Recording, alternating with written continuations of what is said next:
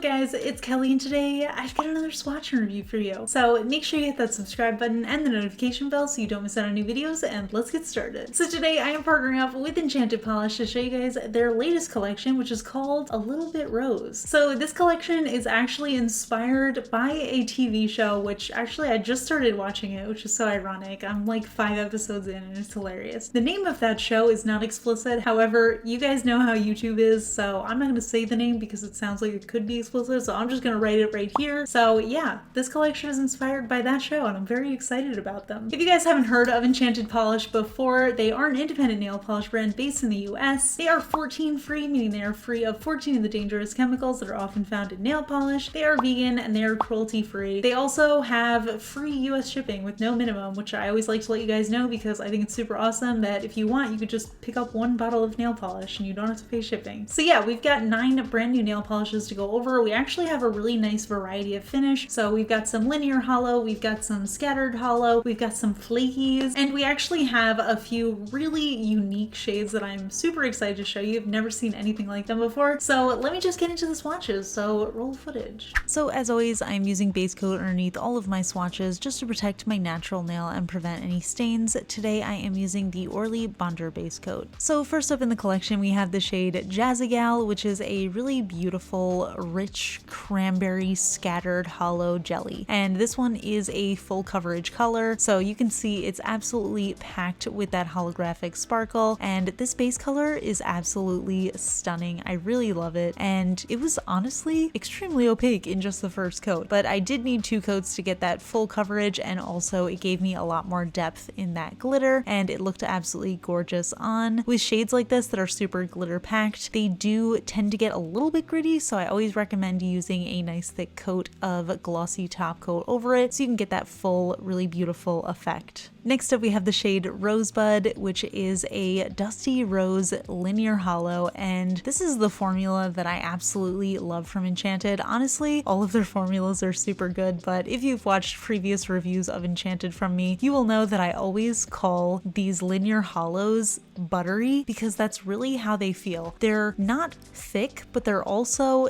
not thin. They're just the perfect consistency that gives such good opacity, almost one coaters on me. Sometimes they are absolute one coaters on me, even for such a light shade as this, and they just self-level so beautifully. The holo sparkle comes through so nicely and it just looks really gorgeous on the nails. Next up we have the shade Best Wishes Warmest Regards, which is a light beige neutral that has a linear holo sparkle running throughout. Again, it's part of that really incredible, super opaque, super buttery formula that I love from Enchanted Polish, and I absolutely love the combo of having a neutral nude shade with a linear holo in it. I feel like it's the perfect shade that's really like work appropriate, but then once you're out in direct light or in sunlight, you get that gorgeous holographic sparkle, and it's just the best of both worlds, really. Next up we have the shade Theatrical Rose, and this is the one that I was actually the most excited for when I saw it in the bottle. This is what you see me wearing in the intro and outro to this video, and this is the type of shade that I absolutely love when Enchanted Polish does. I don't even know how to describe it. It's almost like this taupe base that has a duochromy golden shimmer running throughout, and then it has some holo sparkle in there, and then it also has a variety of black and white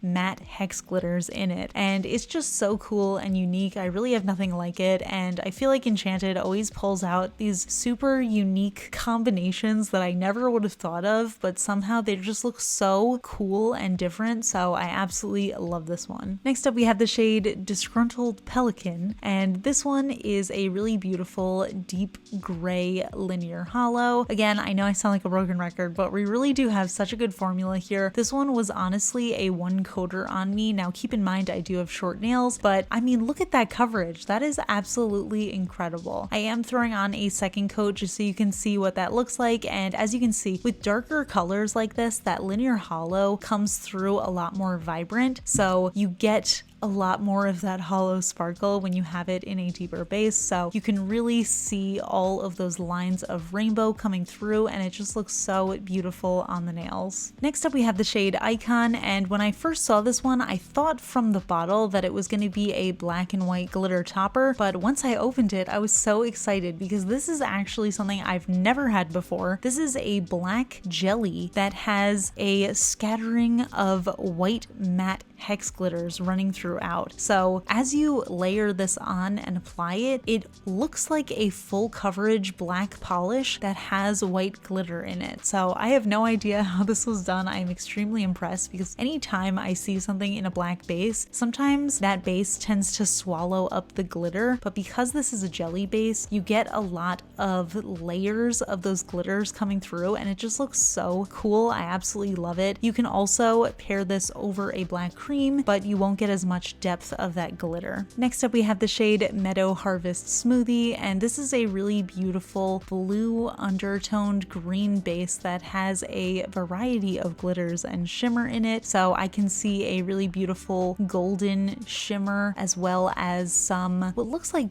burnt golden kind of flakes running throughout, and this just looks so beautiful. I love the combination of that cool toned base color with those really warm glitters running throughout. I think it's such a beautiful combination, and I feel like this is really something that you could wear for any time of year. Like I could see this being a really good holiday color, but it also makes me really excited for spring and summer. Next up we have the shade Simply the Best, and this is a really rich teal full coverage linear hollow polish, and again we just have that really incredible super opaque formula. I feel like this is another one that I could honestly get away with doing just one coat for full coverage, but you could still see just the tiniest hint of visible nail line coming through. So on that second coat I feel like I got the perfect coverage. It also made that base color look a little bit more vibrant in my opinion, so I definitely recommend doing that second coat. I feel like all of these linear hollows are so opaque that they would be really good for stamping nail art. A lot of you guys ask me if you have to use stamping polish for stamping nail art, and the answer is you don't. If you can find a polish that's super opaque, it would be really great for stamping because you don't have to worry about it being too translucent to show the design. So if you guys are interested in a video on me doing stamping with non-stamping polishes, just let me know. And last but definitely not least, we have the shade Bedazzled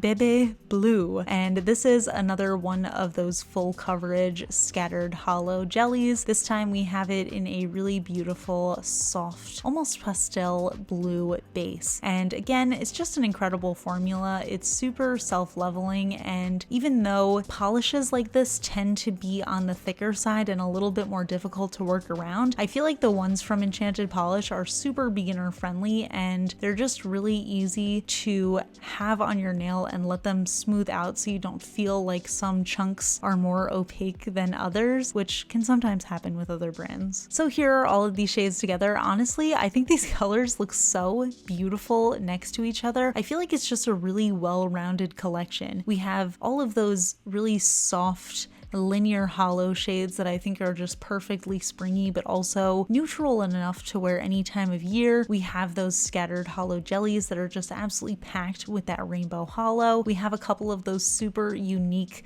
crelly kind of shades that I love from Enchanted, and then we also have the green flaky, which is so gorgeous. So yeah, we really have a lot going on here. I feel like this is one of those collections where everyone can find at least one thing that they love in it, but personally I love them all. So yeah, those are the polishes, and as you can tell, I absolutely love them. I think the formulas are so buttery, as I always like to say about Enchanted Polish, and just super opaque, easy to work with. Just the uniqueness of the shades that are in this collection and just from Enchanted Polish in general is one of the reasons why I'm absolutely obsessed with the brand. I think they're super awesome, and I just love that they continue to come out with polishes that are unlike anything else in my collection. So definitely loving those. These polishes come in actually really big big bottles. They are 16.5 milliliters and they retail for $16 USD on the Enchanted Polish website. And like I said, they do have free US shipping with no minimum, so you can always just pick up one or two and you don't have to pay any extra shipping costs or anything like that. So I will link all of these in the description below so you guys can check them out if you are interested. But yeah, I'm curious to hear what you think of these. Are you planning on picking any of these up? Are you a fan of the TV show? Do you think I should continue watching it? I'm gonna continue watching it anyway, but if you want to just encourage me, that's totally fine. If you enjoyed my swatch and review videos, please give this one a thumbs up. And if you're not already subscribed to my channel, please consider subscribing. I put out new videos every Tuesday, Friday, and Sunday. And that is it, so I'll see you guys in the next video.